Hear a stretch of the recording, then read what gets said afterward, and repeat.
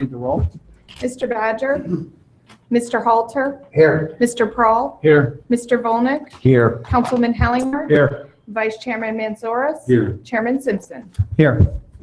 Do I have a motion? Motion to excuse our absent member. Got a motion by Councilman Hellinger. Mr. Halter, Yes. Mr. Prahl, Yes. Mr. Volnick, Yes. Councilman Hellinger, Yes. Vice Chairman Manzoris. Yes. Chairman Simpson. Yes. This isn't on the agenda, but I see a new face tonight. Introductions are in order. Yes, thank you for pausing the meeting for me. Pleased to announce we are officially at the staffing levels pre-recession. We're fully staffed for now for what we have approved in our budget. There's three of us. I'm part-time in land development, part-time in capital, but we officially have planning outnumbered now. I'd like to introduce Jeff Coleman. He's been with the city. It'll be 3 years in September. He's been with our division. We moved Jeff over from capital projects to land development. Okay. And we're really excited to be here tonight. There'll be anywhere from 1 to 3 of us here, depending on the project assignments and if their project comes through the commission that night. So thanks again for letting me introduce them. Absolutely. Great to have you part of the process. Jeff. All right, item number 2 on our agenda this evening, the approval of the motion summary of the commission meeting that was held on May 3rd, as recorded and transcribed. Make a motion, we approve the motion summary of the planning commission held on May 3rd, 2017, as recorded and transcribed. Second. Motion by Mr. Halter and a second by Councilman Hellinger. Mr. Halter, Yes. Mr. Prahl, Yes. Mr. Volnick, Yes. Councilman Hellinger, Yes. Vice Chairman Manzoris. Yes. Chairman Simpson. Yes. All right, moving on to item number 3, regular business for this evening. Could the clerk please read item A into the agenda or into the record? Item A, Communities at Glen Ross, Section 11. Number 1, 2017-1030. A request by Pulte Homes for approval of a final development plan for the Communities at Glen Ross, Section 11, for 58 single-family lots on 22.74 acres on property zoned R2 PMU, one family residential district with a planned mixed-use overlay district, and located south of Cheshire Road on Winterbourne Drive, Solstice Road, Stone Quarry Drive, and Hollyberry Lane. Item 2, 2017-1031, a request by Pulte Homes for approval of a final subdivision plat for Communities at Glen Ross, Section 11, for 58 single-family lots on 22.74 acres on property zoned R2 PMU, one family residential district with a planned mixed-use overlay district, and located south of Cheshire Road on Winterbourne Drive, Solstice Road, Stone Quarry Drive, and Hollyberry Lane. Thank you, Chairman. This site is zoned R2, PMU. It's south of Cheshire.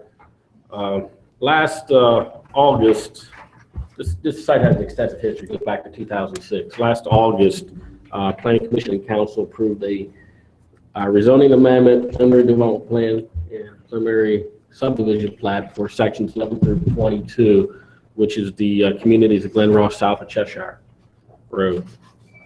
Now they're coming in for section 11. The area outlined in yellow is actually sections 11 and 12. That's the detached single-family condominium portion of the site.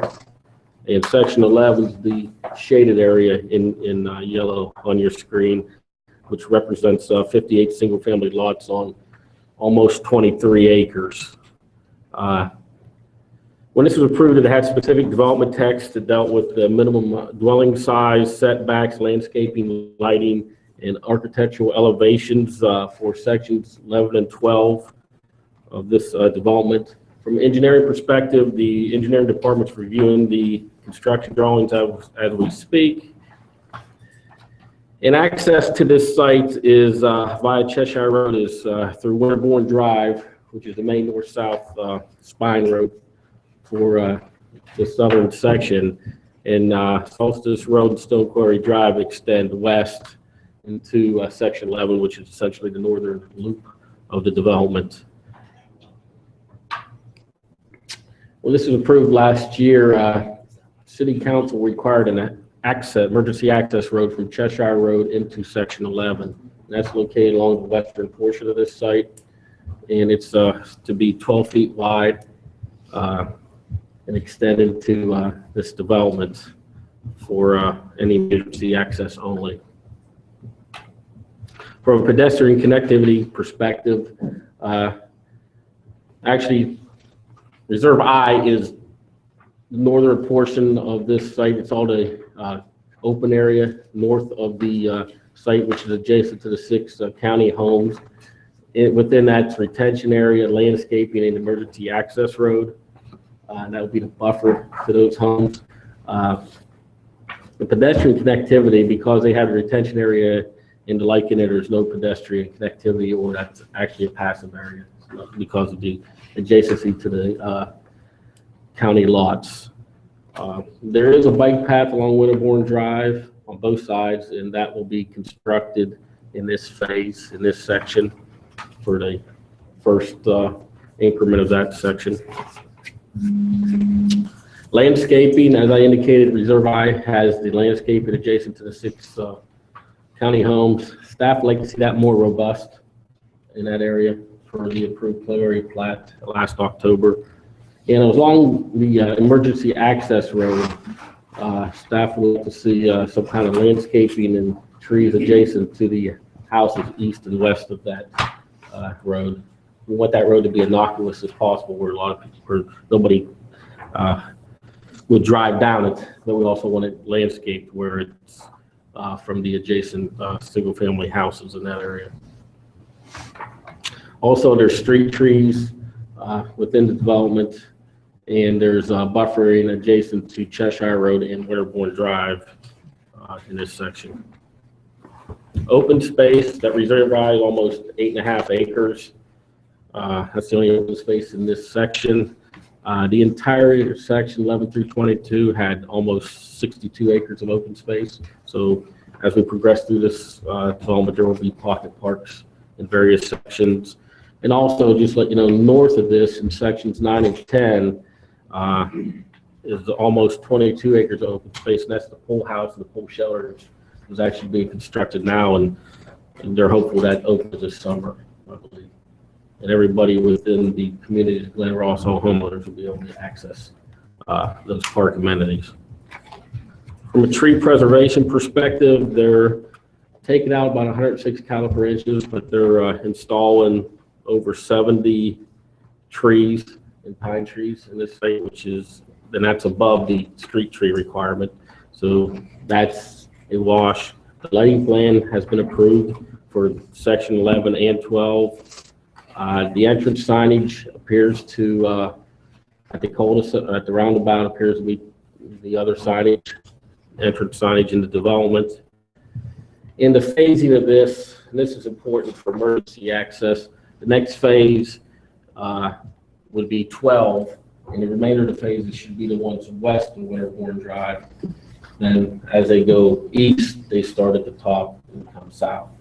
If that's not followed, they may require additional emergency access depending on the exact phase that they're proposing to develop. But as approved, they approve it, they do it in the sequence that they suggest they have all the emergency access that they would have. Staff recommends approval of the final development plan with 14 conditions and the final subdivision plat with 15 conditions. Happy to answer any questions you may have. Mr. Chairman, members of the commission, just a couple of things that changed between your review of this preliminary and council's. One thing that changed was the emergency access drive. Council ended up through a series of hearings and discussions requiring that. We did have some discussion here and at council about not having that retention pond in that sort of where the emergency access drive is shown here today. And so the combination of those two things, you still have to account for your stormwater. And we have to account for the council condition, obviously, of the emergency access drive. And so that necessitated just a couple of these changes that you see here in terms of the ponds and obviously the emergency access drive. one of the things that we've talked about with the applicant, and we noted in staff report, but I just want to highlight it for you, is that we're going to be working with a developer, and Blendon Gardens is their landscaper, as you can see from the other landscape sheets, to really try to landscape this area, provide buffer landscape into the two homes along the emergency access drive, but also landscape that in the Cheshire Road front, but not make it inviting as a road too. So we're going to try to strike that balance with them. Obviously, it's kind of a little bit easier in some way if it's a road and we do our street trees and we do our normal landscape package, but they've committed to that to us. Steve Peck is here tonight. I'm sure he'll reiterate that with you. And then you'll see some landscaping around the ponds adjacent to the homes. But we can work with them as well to there's a couple of holes shown on here. And we can work with them as well to enhance those areas where there isn't any landscaping shown. But the ponds, as of now, I believe, and Matt, there's enough room for landscaping, but probably not mounding in that. No, not mounting, but some landscaping, yes. So, Shrubs. If I could mention, I wanted to add or emphasize the roadway improvements, Cheshire Road. oh, yeah. We've got plans done. The developer's completed plans and intends to undertake about a $2 million, $2 million investment into Cheshire Road to widen it to 3 lanes and build a new roundabout, the front intersection, which we're very excited about, and provide a nice, safe ingress egress to not just this small section, but obviously the thoroughfare is very vitally important to the future development in this corridor, and it will eventually extend down to Peachboro Road. So they're starting laying the foundation for that thoroughfare as well to the south. So we're excited to see that kind of investment in our transportation network of developer dollars. The other thing we're talking to them about is landscaping in the middle of the roundabout, so consistent with Glen Ross and communities of Glen Ross. And we're hopeful that'll, the other roundabouts on Glen Road are just grass. So we're hopeful that may help prompt us to maybe do some other things in the roundabouts themselves. Still keep them safe, obviously, but just enhance the appearance of it. Would the extension of Cheshire go all the way to the railroad tracks then on the 3 lanes? No, it would not. It stops at the roundabout. There's really no need beyond that. As you'll see in the plat, or maybe in your packet, county has plans to grade separate the road, Cheshire Road with Norfolk Southern CSX Railroad. And that's looking like it might be sooner than later, meaning not 20 years out, but maybe 10, 12 years out with the building of the new high school nearby. So there's no firm timeline for that project, but once you would get beyond the roundabout, there's plenty of open space, but there's really no need to construct anything more than 2 lanes at this point. So You'll recall in the preliminaries for section 10 and section 15 accounted for this potential grade separation. So that the enhancements you're seeing in section 10 with the recreation amenities shouldn't be impacted by that. right. So with the emergency access drive, are you building in some type of maintenance on it? Because 3 years from now, 5 years from now, It will be HOA maintained. the access drive? It's going to look more like with the design we've landed on, it was initially designed at 20 feet. And that concerned a lot of folks on staff that it would look like a road. So it's been shrunk to 12. So it's going to look more like a path, a large bike path. And we built with the pavement section structurally to not fall apart. If that maintenance wise. It's a ditch area, so you'll have to, bring it up to the road. Right. And it'll probably be looks like it'll be a concrete approach. mean, with, Yeah, that was it. From Cheshire. Yeah. off of Cheshire, just a concrete Yeah. approach? Just to even further try to make it look like, not like a road. So if we were to make big paved radiuses out of asphalt, it would Yeah. look like a driveway or a road. I don't have some signage and some bollards and. And bollards, yes. Well, we're gonna, Can you do something besides bollards? On the other side, you have a large bike path, and since you don't have the connectivity is down on Winterbourne for the north and south side, I'd be looking at people riding their bikes and cutting through. If they just see little bollards, that aren't getting in their way type of thing. Is there any way to do we talked about the something smaller so you don't reboundable have bollards. people cutting through? Oh, so you're saying to deter? Yeah, to even deter pedestrian? even people on their bikes, to keep them on the north side to go down and cut over type of thing. I'm just throwing out any idea out there to try to, We have to speak to circle back with the fire chief. okay. Just something to, like I said, deter people from riding their bikes through, because you got houses on either side, county homes or township houses on either side, just to deter that part of it as well. And just, So am I hearing what might be better is 2 posts and a chain or? I'm I'm not sure the fire chief, if he could just throw it up, probably wouldn't have anything. Be in the way of Yeah. the truck, but I mean, he's open to something. I don't know if you've seen those sort of the plastic reboundable bollards, that, truck can get through that and not be Yeah, oh, yeah, damaged. yeah. But, I think between that and landscaping and some signage, we can do the best we can to make it clear this is emergency access only. okay. Now, can you keep somebody from riding a bike on it? I mean, you can't. Somebody's gonna do what they do It's part of the reserve, so yeah, it is. for the reserve, but it does, like you say, the bike path's on the north side. Yeah. So, across the ditch.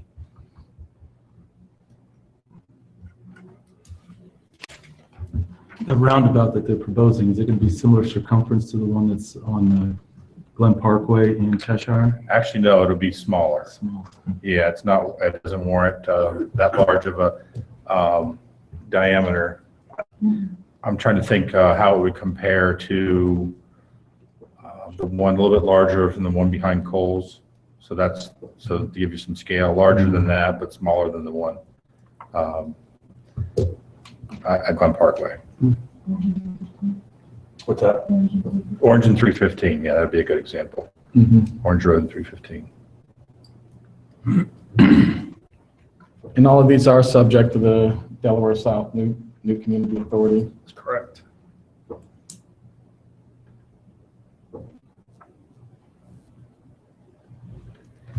Do you have a schedule yet on the roundabout? They intend to start as soon as school's out. We're having a pre-construction meeting within a couple weeks. Yeah. So estimated start date, End of June. end of June, this month, very soon. If it quits raining, Yeah. It's not helping anybody right now. No. Will they have it done prior to back to school? They have enough time frame in there to do that, or is it going to be iffy? that's the goal. Because that'll be a That's the goal complete from the closure, Mr. right? Beck. 'Cause that'll be a complete closure to do all that. It will be a so- complete closure, yes. Mhm. Yep. And I don't want to say folks are accustomed, but there is a detour that does go up every now and then for those that live out there. It's the railroad has to close that a lot. And which actually closed, I believe it's closed right now. It is closed. It is. For sewer excavation, so. Yeah. Be a really nice safety improvement though, especially over the years as development continues to go south. I think we're going to be very pleased with the roundabout versus or a 4-legged intersection there. Agreed. Yeah, having to think about doing a signal someday, that just didn't sound very palatable to staff, so.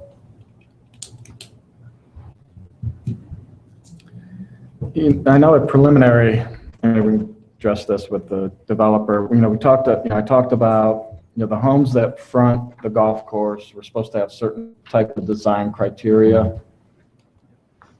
And it doesn't look like that's changed, that you're still at, I think it said in here 25% on the facing type of thing, while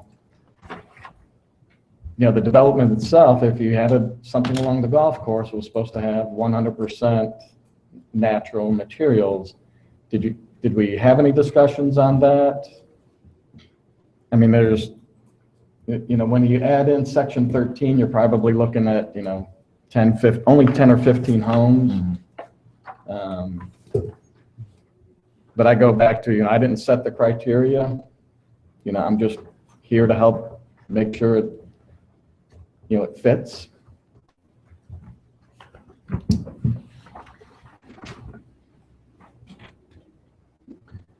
Yeah, I thought coming out of that, Commissioner, what we had talked about is trying to make these landominiums, section 11 and 12, kind of fit together.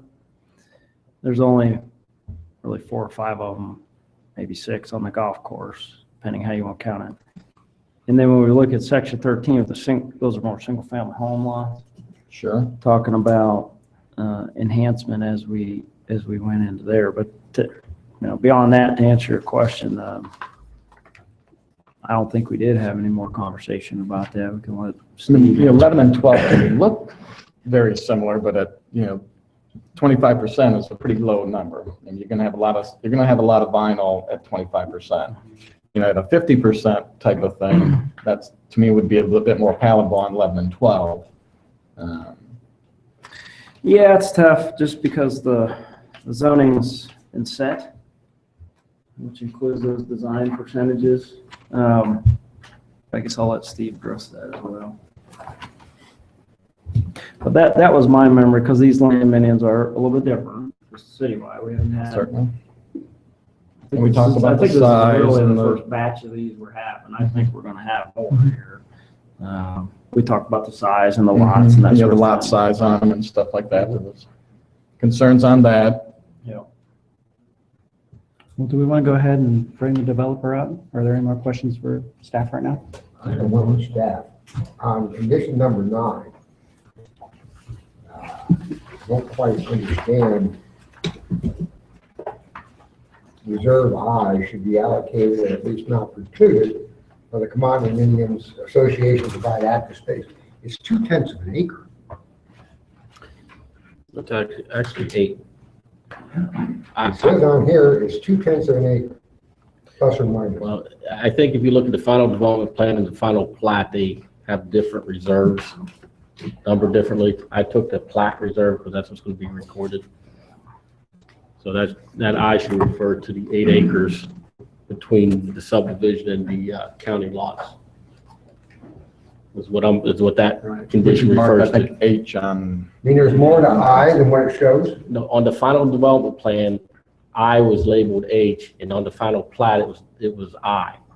So because the plat was recorded, so the plat and the plan So don't I match. is H.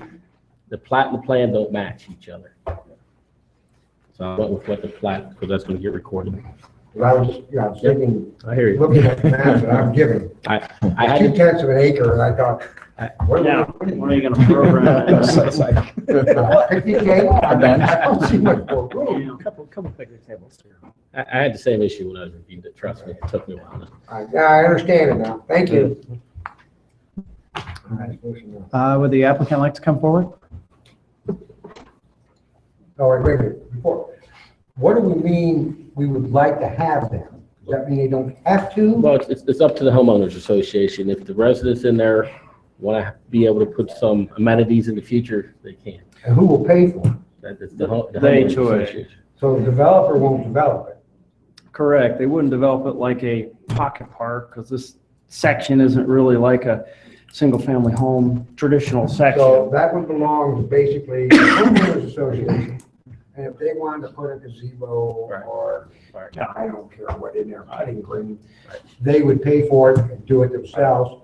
And it would be for use of the homeowners association only, or will that become a public park? It should still be open to the public. What we didn't want is easements, because there's stormwater or things that precluded the ability to go in there with enhancements if the HOA wanted to do that in the future. That was the idea. Of course, I won't. And then let them decide in the future what amenities, see who buys these and decide what amenities they may or may not want to pay for them. I won't wear you down again with my feelings about they pay for it, they upkeep it, and it belongs to the public. I understand. It doesn't belong, it's just open to. I think I've been down that way before. Go ahead. I'm with you on that. Steve Peck, 4900 Tuttle Crossing Boulevard. I guess all the conditions and stuff we're fine with. Back to the vinyl thing. That stuff we negotiated with staff. It is the upgrade of vinyl. The percentage of masonry is on the front of the house. So in terms of the golf course, they wouldn't see that anyway. So it is vinyl. It's an upgraded vinyl. This is empty nester product. Generally what we see is 40% of these people aren't even here in the winter. They're looking for low maintenance, and they're not looking to have to paint their hardy every 10 years. So that's where we ended up, I think, staff and the zoning text on the vinyl. It is, that's a good point. I forgot to mention that the vinyl is upgraded thickness in the middle of the vinyl, so, over the standards. Yeah, But it's not, most people, it's not stone or hardy or anything. yeah, I mean, but everybody's going, that millage anyways, in this area anyways for that type of development. I mean, do you have products in this line where it can go higher than 25%? Or is it, you're stuck with, this is the product Pulte provides, type of thing? I think what you'll see just in the elevations themselves, they're probably more than 25%. But I will say, when you put just a number on it, you end up looking for places to put masonry. That doesn't necessarily mean it was originally thought out in the architecture to have masonry. So we end up with an arbitrary number that doesn't necessarily mean if that top left house is at 24%, where would you put, you're just going to throw masonry on it. Doesn't necessarily mean it looks good architecturally. I mean, if you go through Heatherton, that's our neighborhood. There are houses on there that aren't intended to have masonry in pieces, and it's got masonry, and it doesn't necessarily make it look better. It may look better if it had a different piece, a shake vinyl versus a slat vinyl. It's, the architecture and the arbitrary number of a percentage, I don't think helps, honestly, because then we're just looking for places to plop masonry to comply, and maybe the architecture never really originally intended to be there.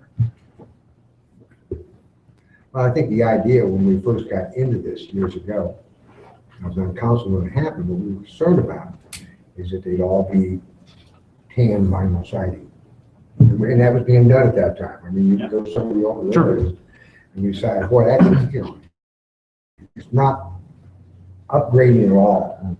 And I agree with you, we're just, 25%, it may be 23, it may be 18, but it's not, they're not all the same. And that's what you show up here. And that's what I like about that is that depending on what the customer wants to buy, if they all want to buy the one down at the bottom right-hand corner, then I guess you have no choice but to build anything but that. So you give them the option for a lot of different, makes each one look different, a little bit different than just a straight condominium.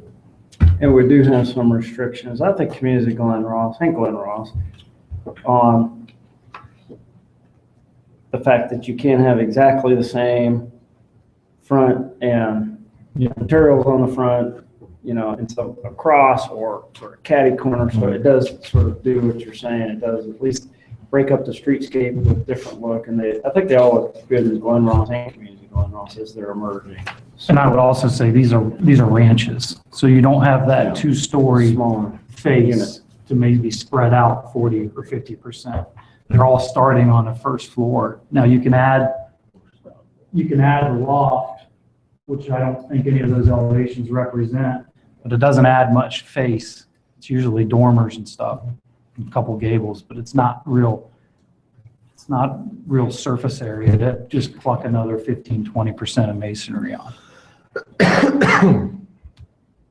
So basically what you're saying is when you're instructing your architects to come up with some elevations and designs, they don't have what the minimum requirement of composite materials are supposed to be. No, these plans are created for all of our Midwest divisions. Right. So this is Chicago, Minneapolis, St. Louis, you name them.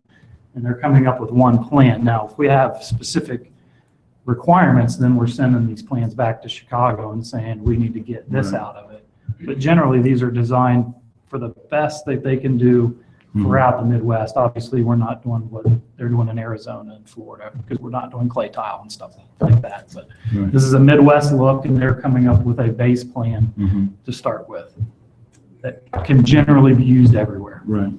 And it may or may be 25 plus or minus percent. They're not looking at a percentage. They're not, exactly, that's my point.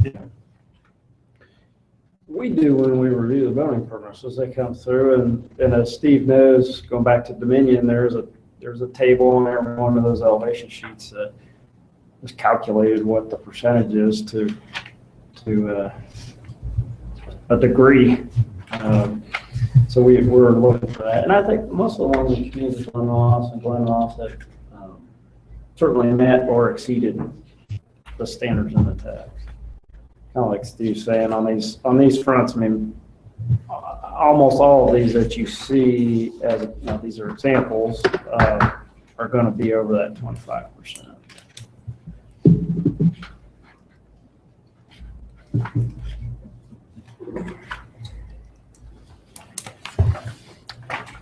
Any other questions for the applicant?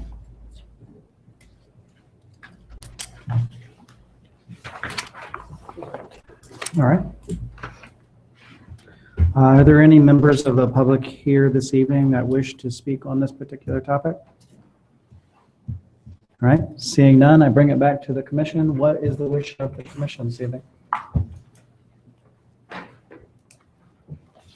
Make a motion, we approve 2017-1030, along with all staff's conditions and recommendations. Motion by Mr. Halter, Second. second by Councilman Hellinger. Mr. Halter? Yes. Mr. Prohl? Yes. Mr. Volnick? Yes. Councilman Hellinger? Yes. Vice Chairman Mansoris? Yes. Chairman Simpson? Yes. Make a motion, we approve 2017-1031, along with all staff's conditions and recommendations. Second. Motion by Mr. Halter, second by Councilman Hellinger. Mr. Halter? Yes. Mr. Prohl? Yes. Mr. Volnick? Yes. Councilman Hellinger? Yes. Vice Chairman Mansoris? Yes. Chairman Simpson? Yes. All right, thank you. All right, item B, under regular business. Belmont Place, sections 4 and 5. Can the clerk please read that into the record? Item 1, 2017-1040, a request by Glen Road Capital LLC for approval of a preliminary development plan for Belmont Place, sections 4 and 5 for 72 single-family lots on approximately 21.5 acres on property zoned R3 PMU, one family residential district with a planned mixed-use overlay district, and located on McNamara Loop, Neville Lane, and Square Gator Lane. Item 2, 2017-1041, a request by Glen Road Capital LLC for approval of a final development plan for Belmont Place, sections 4 and 5 for 72 single-family lots on approximately 21.5 acres on property zoned R3 PMU, one family residential district with a planned mixed-use overlay district and located on McNamara Loop, Neville Lane, and Square Gator Lane. Item 3, 2017-1042, a request by Glen Road Capital LLC for approval of a preliminary subdivision plat for Belmont Place, sections 4 and 5 for 72 single-family lots on approximately 21.5 acres on property zoned R3 PMU, one family residential district with a planned mixed-use overlay district, and located on McNamara Loop, Neville Lane, and Square Gator Lane. Item 4, 2017-1043, a request by Glen Road Capital LLC for approval of a final subdivision plat for Belmont Place, Section 4 for 34 single-family on 10.426 acres on property zoned R3 PMU, one family residential district with a planned mixed-use overlay district, located on McNamara Loop and Square Gator Lane. That was a lot of words, thank you. Water? Yeah, this site goes back to 2009 when it was rezoned, and actually, there's this section 4 and 5 is outlined in orange up here, just below it's sections 1 through 3, and so this is a natural extension of the subdivision And this is actually sub-area B, which is zoned R3. Sub-area A is zoned B4, and R5 will probably see development of that in the future. And actually, back in 2013, the sub-area B was expanded by 6 acres to what it is currently. Between 2013 and 2016, the applicant developed sections 1 through 3, which front Peach Blow Road. And now he's coming in for the next 2 sections, natural sections to the north, which are 4 and 5, which contain 72 single-family lots on the site. The engineering department is currently reviewing the engineering plans for this phase. You can see it's a pretty open farm field, pretty straightforward development, the natural extension of McNamara Loop into this site north of Brett's Lane. Then you'll have 2 roads that bisect the Loop Road. And in yellow, you can see the sections 4 and 5. Site layout, the northeast section is actually section 4, and that's what they're doing a final plat for, so they'll build that first. We'll approve the final plat for 4. Section 5 to the west, and that will probably come in later this year or next year. And like I said, section 4 is 34 lots, and section 5 would be the remaining lots. In section 5, there is a pocket park, I guess reserve F on the plat. It's under 1 acre, and it will be programmed with play equipment in the lake and open field and trees, buffering the adjacent single-family lots. And in section 5, there is a mound on the western portion of the site, similar to section 1, that would buffer that from the future road that's extended to the north and west in sub-area A when that development is constructed. The minimum house sizes in section 4 would be just over 8,100 square feet, 30-foot setbacks, 30-foot rear yard, front yard setbacks, 8-foot side yard, and the minimum square footage is 1,500 square foot for a single story, and I believe it's 1,800 for a 2-story house.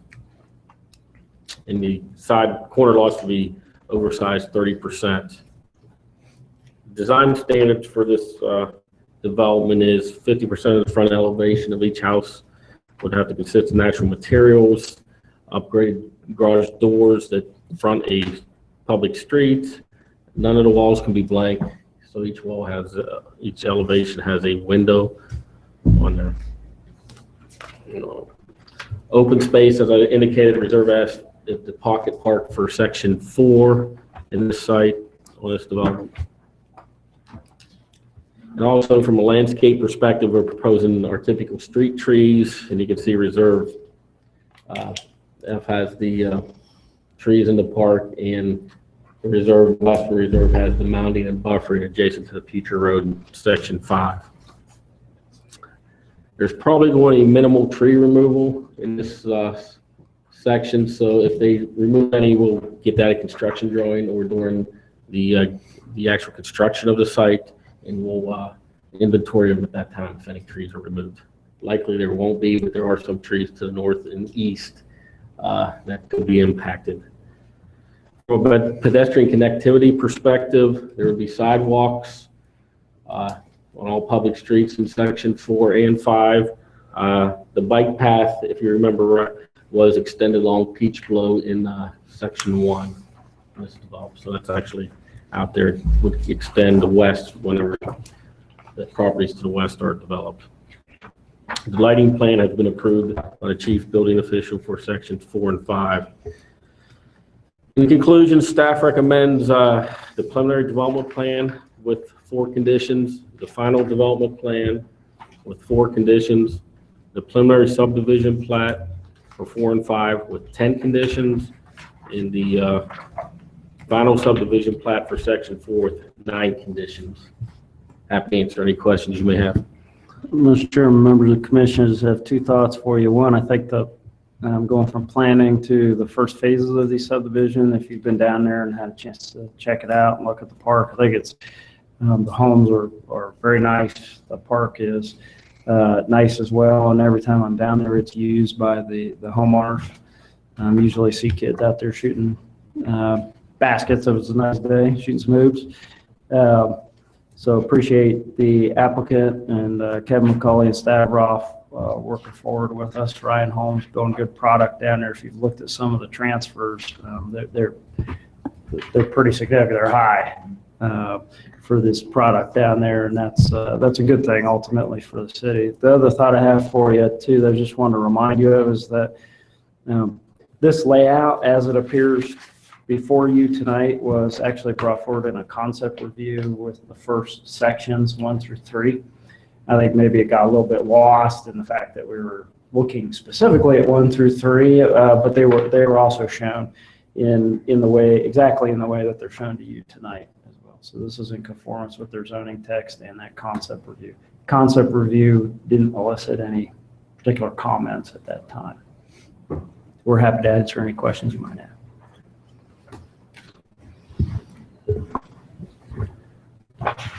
The mound along Crownover, is that just, are you talking about extending the one that's currently there to the section 5? Yes. The, at 3, as you go by there, that 3 feet is small, that is low.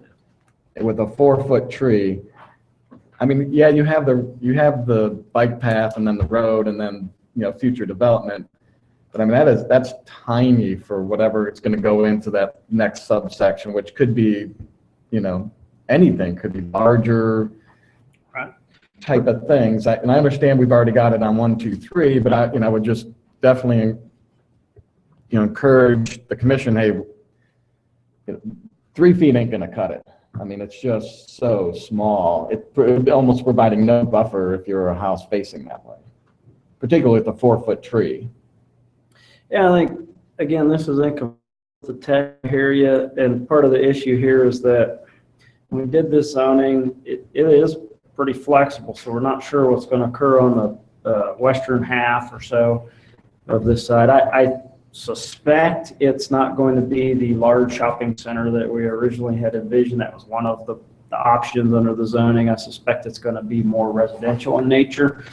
And so therefore, I'm comfortable with this mounding. Also, if it is a big shopping center, because it could still be that, I suppose, although commercial's quite a bit different now than when this zoning went through, they would have to account for a much larger mound and setback on their side to buffer what presumably would be the back of commercial buildings at that time. And we talked about that in the preliminary development plan and in the zoning text as well. Knowing that some of this was on this side that you're dealing with now would be a little bit hinged for room. But if we get that layered buffering approach, and the trees will grow on both sides, that's the best to get that layered buffering.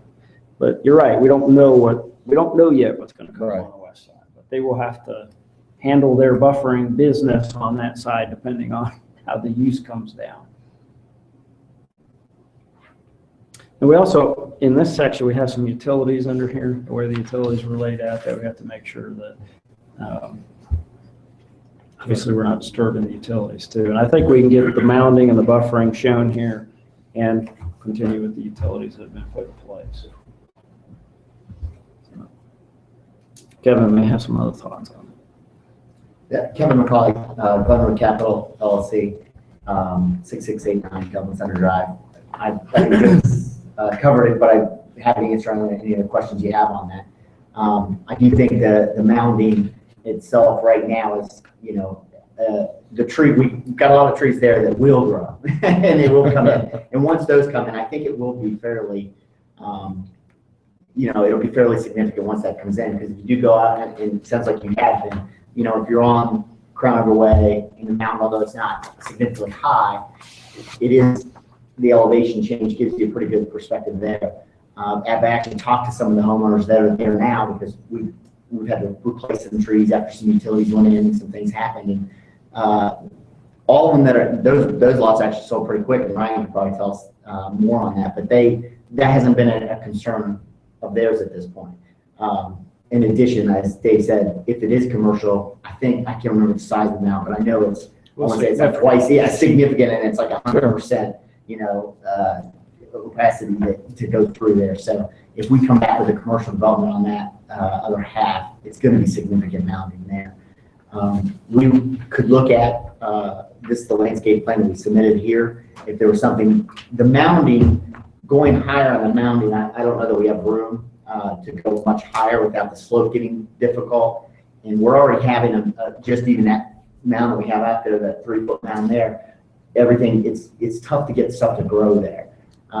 So I wouldn't recommend increasing the mound size, but I would be open to adding more trees to this landscape plan as long as we weren't putting trees on top of trees that are in 5 or 10 or 15 years are just going to kill each other, suffer each other out. But I'd be more than happy to continue to work with staff to say, let's look at the trees that we have out there and to add a few, especially behind the homes, if that would be something we would look for. It looked like they were staggered. We tried to do I that. believe they were staggered as I Yeah. recall.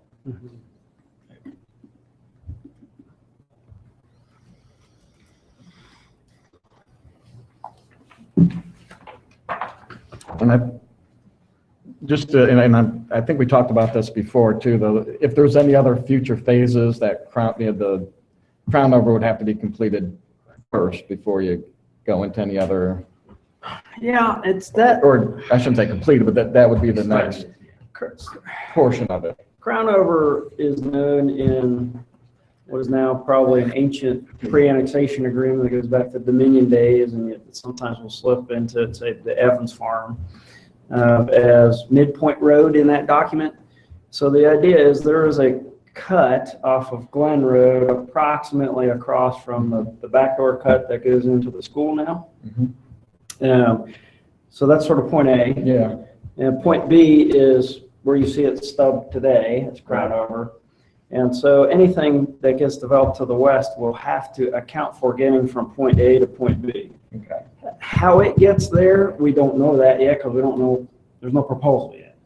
But it would, so it may not go all the way up to the north and then along the north property line, and then that was some of the concept proposal, but it may bisect the site, it may do other things, but it'll get from point A to point B. And it does kind of depend on which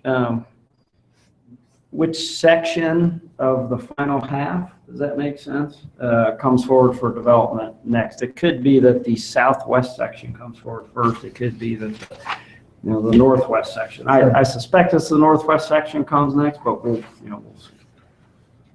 I think going back to that original Midpoint Road, as we called it, was also even before the relocation of Peachboro Road. So there really wasn't a means to get there. Now there's such a means to get there that this connection is more for internal getting around because we're adding enough lots to that. Where before it was really trying to get people from one end to the other. Now you fixed Peachboro Road and done that for Glen Parkway, and it's kind of changed that dynamic so much. But making the final connections through, maybe it's something like this where it's a development and the road network takes itself through, but there's connecting points and continuations is certainly what they instructed us we need to continue to work on to make sure we did. Okay. Yeah. And this development is in the Delaware South as well, on the authority. It's in the authority, and this one also, this Sooner you portion develop of the other ones would be really, really helpful. this for all of us, portion by the of way. this one's in a residential tax increment financing district that was set Yeah. up years ago as well. Communities of Glen Ross section we just did is not in ATIP. Mhm. Yes, and this is in the TIP Community Authority and then the Southeast Highland, Southeast Highland. additional capacity charge for the That's service. all. It's about $19,000 A little extra. a house in fees as it comes. It's definitely a lot extra for those folks.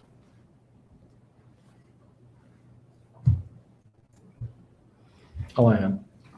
Any other questions for the applicant? Thank you. One thing that I wanted to bring up, and I hadn't shared with Dave yet, he talked to me about this and bumped my arm a few times, so I did want to let the commission know that we're going to make moves on this, and we'll make it a condition, Dave, but I wanted to bring it up in public. No, what's going on now? That the boot shop in the White House. Oh, yeah. Thank you. We've gotten our bids. We're starting our asbestos, because they're fairly old, surveys on that. We have all intentions of having those sites demoed and cleaned up. As soon as that asbestos perk comes back and determine what's there, we'll be pulling permits probably in front of the city in 2 or 3 weeks and be starting demo and cleaning up that site. So, Dave, That's great news. sorry it took as long as it did, but we'll have that site cleaned up. That'll make the front door to the city much nicer. For Yeah, sure. absolutely. So it'll be ready for Addition by summer. subtraction. Ready for summer. So I do want to share that with you guys, so we have the bid, we've got it going, we're Great. signing off on everything. It's great. And the barn still? The barn is actually in that process Oh, is as it? well. Okay. So yeah, it's actually all 3 of them. Okay. All 3 structures are coming down. The barn's kind of falling down. Yeah, we've The asked fact 3 it's different still people to look standing at is amazing. reclaimed wood, but the wood's just not. Oh, it's I couldn't imagine. Now, we've had 3 different people look at it. Even Barn Builders, the TV show came out and looked at it. Yeah. It's just not anything there. So, but all 3 structures right now are scheduled. So Great. That's great news. yeah. It is. All right. Anything else?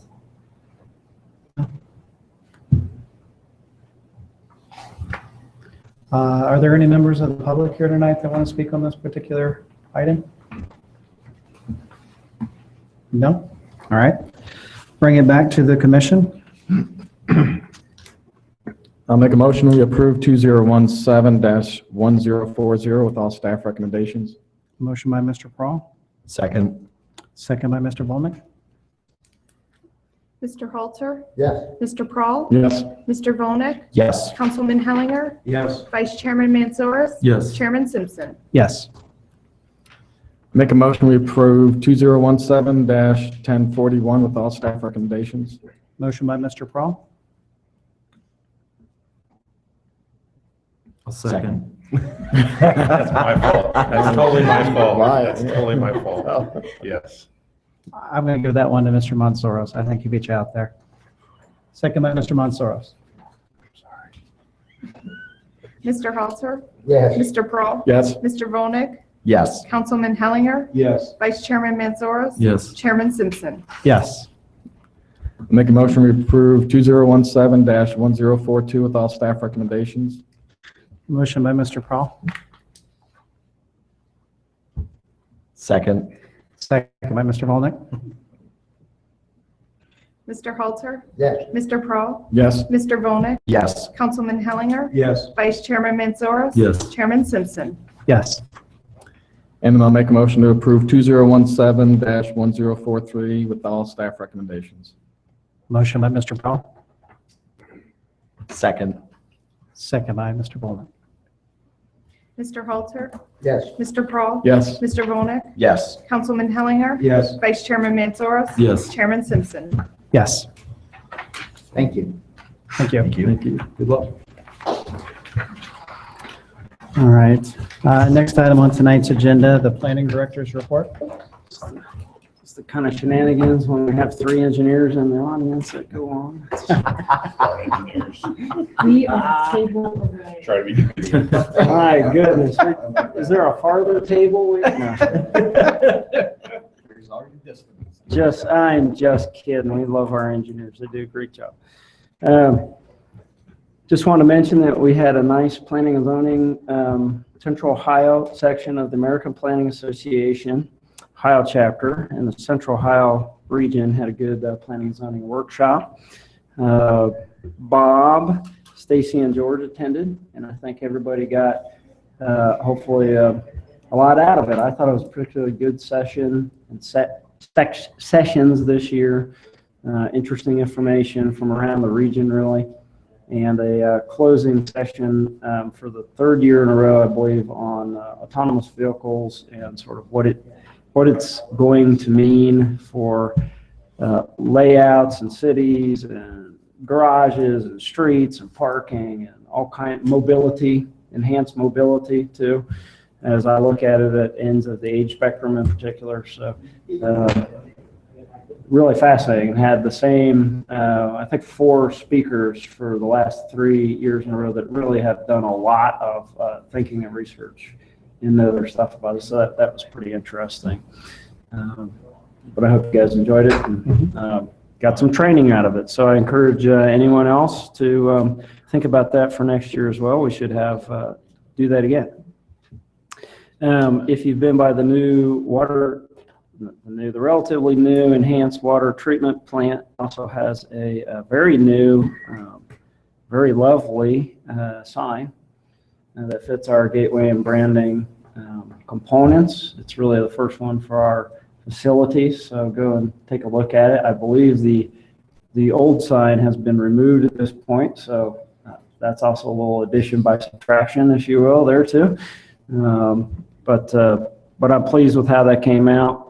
Again, we work with Studio Graphique and some of their consultants who helped us do our wayfinding and our branding plan. But we'll start to see some more of those. I think we're slated to also do one of those. We'll have to see how it goes for the Public Works facility out at William. And we'll do those as we have funds and have the opportunity to do that. The infrastructure for Terra Alta and Stockdale, the offsite infrastructure is has begun. Yes. Which term should I use? I saw the board. To begin shortly. Begin within hours. Well, the phone calls are already starting, so I I'm think it's sure. begun. The roadway boards are out there now explaining timing to people and that sort of thing. But that's a good thing. So those projects are finally getting off the ground. And then just a couple of last things I want to mention to you before Lance gives you a preview of next month. The president's proposed budget, and we have a memo to council that they'll see in their packet here coming up on Monday, I believe.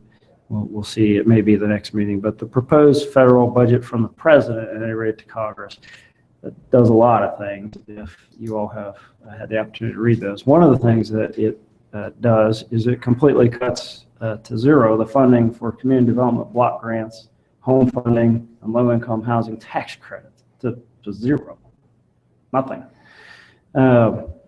I doubt that's going to survive congressional review. I certainly hope it doesn't survive congressional review. As you know, we use CDBG and home funds in this community for a wide variety of projects, including most recently street repaving. Yes. We've had a little bit of an issue with street repaving and income tax levies and things in the community, so I think we can all understand the enhancement there. But CDBG dollars recharacterized have also been used for our downtown facade grant program, which has been, I think, very successful by any measure.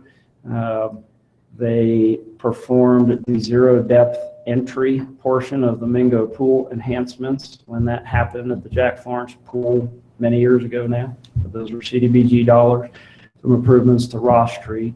And, way back, CDBG dollars have been used by communities across the nation to do hospitals and roads and all kinds of things, community buildings, produce a lot of good, I think, for the country. The American Planning Association president has actually, through the advocacy arm, produced a statement against that budget, that portion of the budget.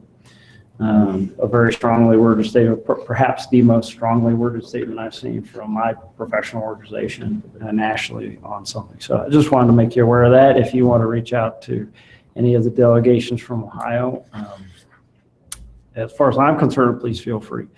The other sort of downer note is that the Census 2020 is not too far away.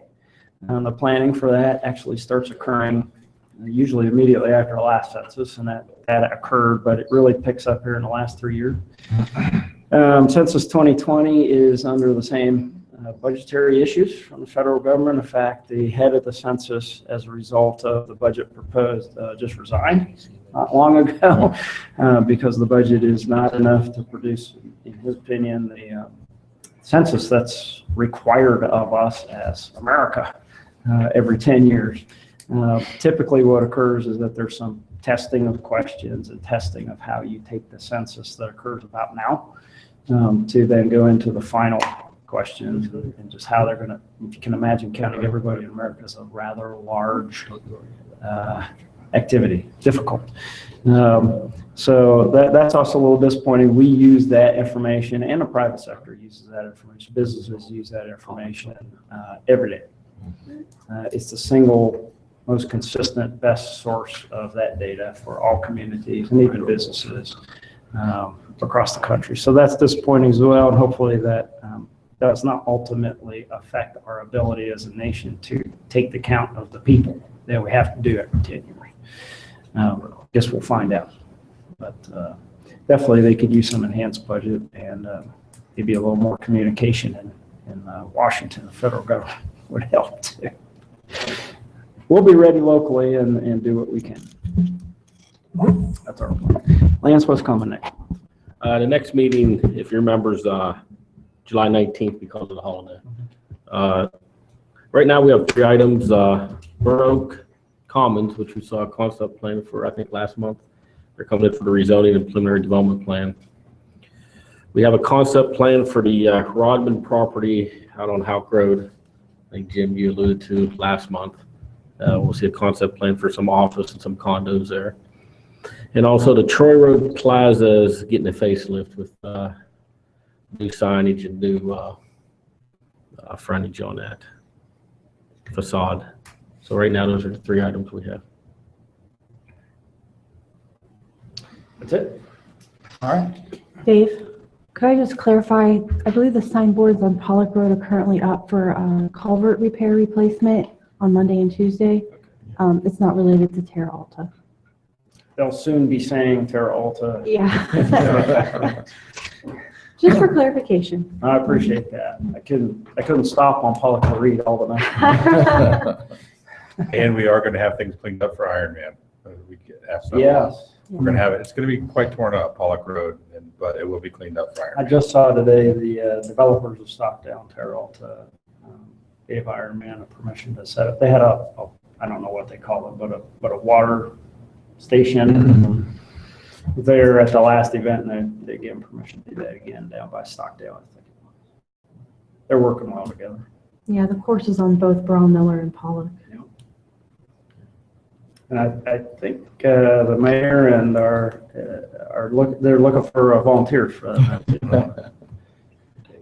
I'd say I watched some of it last. It Takes a lot of, it takes an army of volunteers. I did watch. Mhm. Absolutely. All right. Planning Commission member comments and discussion. Andy, we'll start with you this time. Not to put you on the spot again. No comments. Thank you. George? Code enforcement, There we go. because I know Dave loves to talk. I love it. But specialized code enforcement. Let's talk about gas stations. All right, so 3, of course, our best gas station in the whole city, Philip. I can't even say anything about that. But anything that we can do to make them do anything would be an improvement. Law director, Yeah, I know. police chief have been working on the fellow. Yeah, and we denied their, or made them go to a hearing for their liquor permit and this and that, so. Ultimately, if the community really wants that enhanced, I would say stop. I don't think they're selling gas there, but I don't stop think so. patronizing whatever it is you're buying there, Well, and then maybe it can close. Yeah, but. And redevelop. Is that true? Because I know a couple of their pumps are bagged.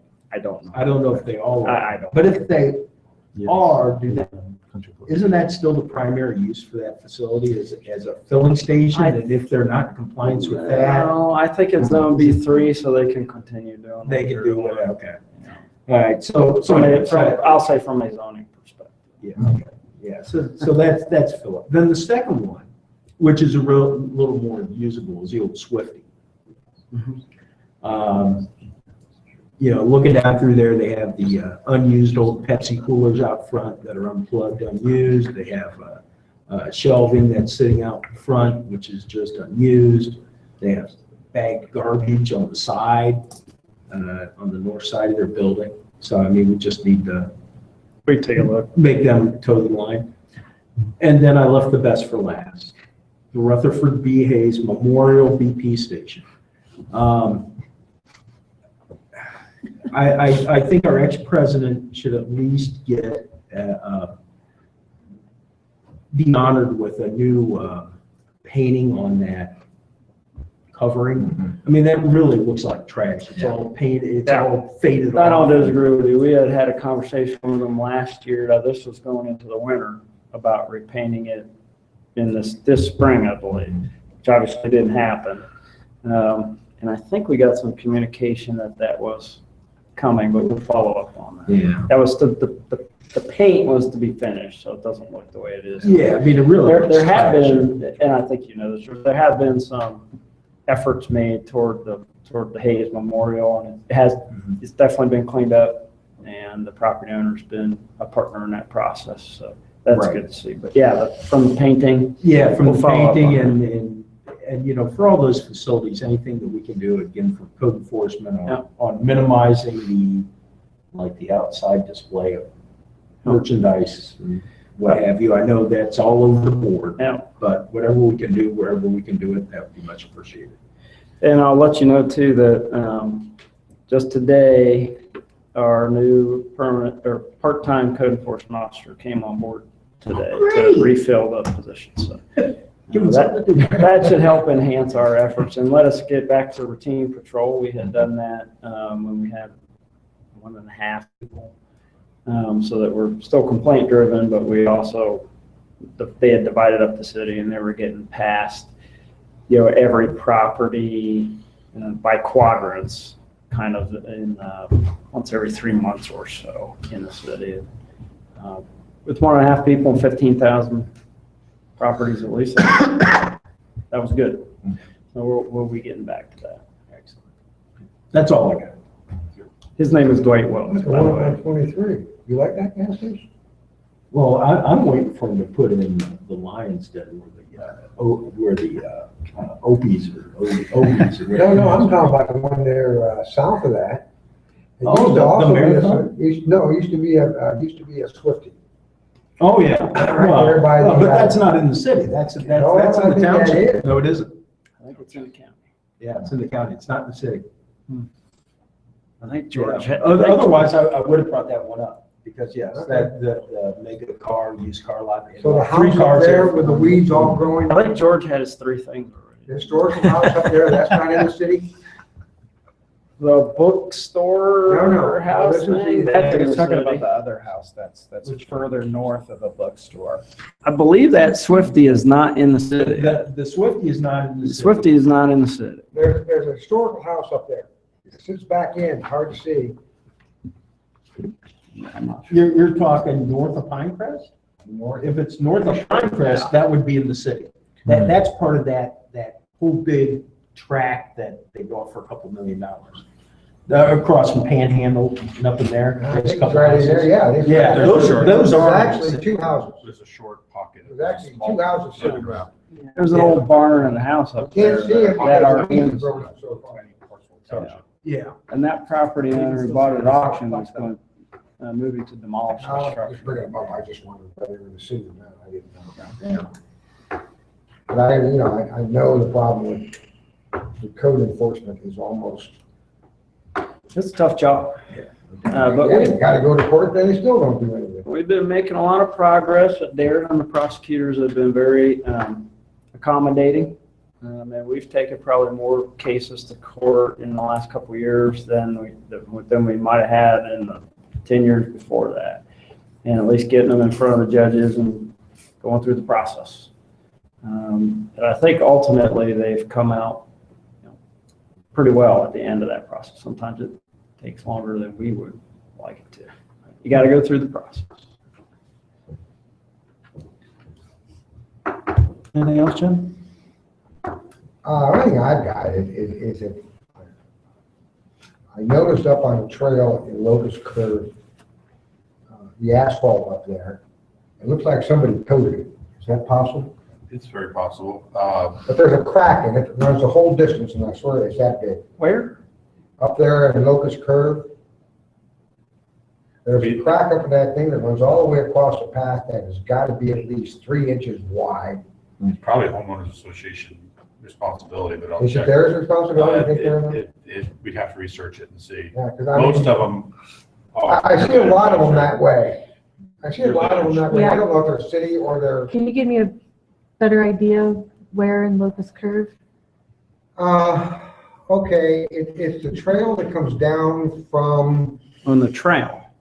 if you go up Houck Road, the dead ends Off the into, road. what's that road? Merrick, Huh? Merrick. If you go to the east, Mhm. there's a trail that Mhm. comes off that. Mhm. And you go back to the woods, and you come back out, Through the and it wooded goes portion. across, comes back up to a couple streets, and then it goes down to that open play park, It makes, yeah, okay. okay? And there's some in there that I'll tell you, they're 3 inches wide. Okay. I'm not saying they're dangerous, it's just that A that concern. can't remain that way, because it's gonna pop it up and freeze the star.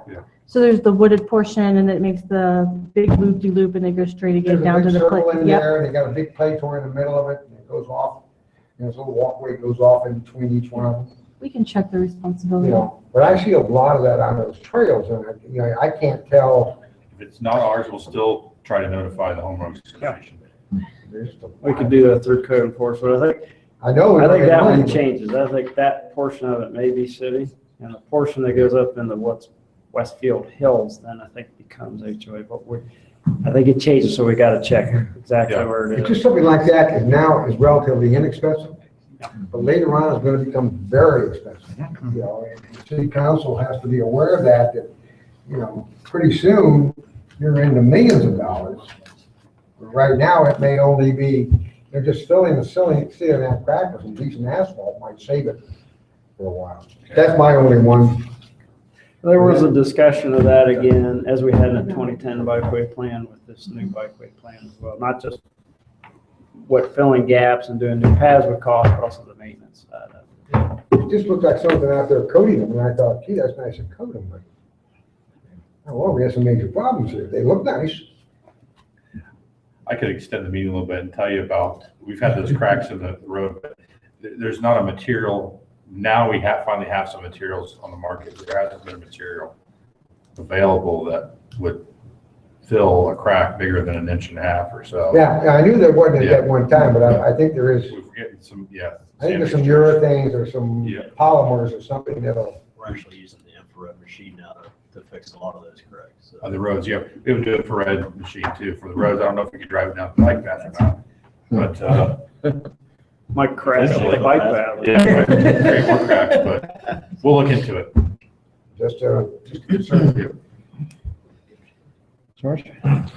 Just to echo Dave's comments about that planning and zoning workshop, it was pretty cool to see and hear what the experts are sharing with what's coming down the road and autonomous vehicles and the idea of helping burden the parking issues that a lot of cities have. The idea of dropping off and picking up and the vehicle, taking off and parking itself several miles away. It's pretty cool.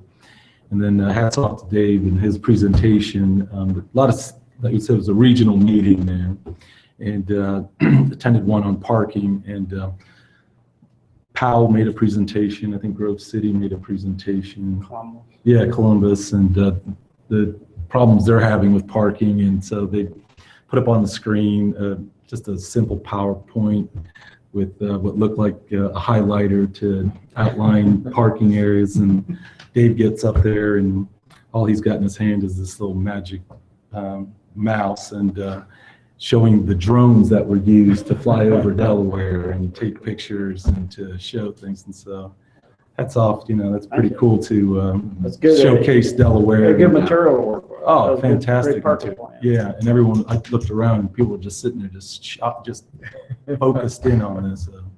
It's pretty cool. I think we set the bar pretty high now, so good job. Appreciate that. There you go. Do we have any specific dates on the fire station yet? Fire station planning and part of the bidding is coming along. I think we're working on the removal of the house currently in addition to that, but I don't think we have a groundbreaking date. No, we don't. We haven't started the, Obviously, we have to go through the Engineering. planning process first. right. The formal one with you and council, I mean. So We're we're getting, wondering. we're getting our application together. All right, because there's a lot more building going on down in there. I think the Whole intention's lot. still to have, maybe this year. Yeah. Yeah. Start this year. Yeah, so that's the goal. Kazoo, anything else? That's it. Yeah, I would just want to kind of echo what George was saying. I think the Morpsey thing was really interesting and fascinating, and David Hutch did a great job. Appreciate that. I definitely think you set the bar pretty high. I think you left some other folks kind of going, gosh, I wish I'd have had a drone and good presentation, but thanks for the opportunity. Really appreciate that. And just thanks in general to staff and all the hard work you're doing. Thank you. That's really all I have, though. We could stay here all night, listen to that. I appreciate it. Well, not everybody wants to do that. Here's a hot- Some of you, some of you. Next meeting, July 19th, 2017. Anybody know of any current conflicts with that? Yeah, I will most likely not be here the 19th because we're having our second one the next day. So, Oh, and then I may That's a not be good here reason. August also, just because my wife, it'll be a C-section, so I need to be at home. So, Absolutely. I'll take care of her. So it may be too, or I may try to make it in August, but I don't know. I don't want to promise anything. So, yeah. totally Right. understand. Been there, done that. Yep. Totally understand. So thank you. Good luck, yeah. Yeah, appreciate it, everybody. Thank you so much. Yeah. All right, I guess with that, we are officially adjourned. 8:16 PM.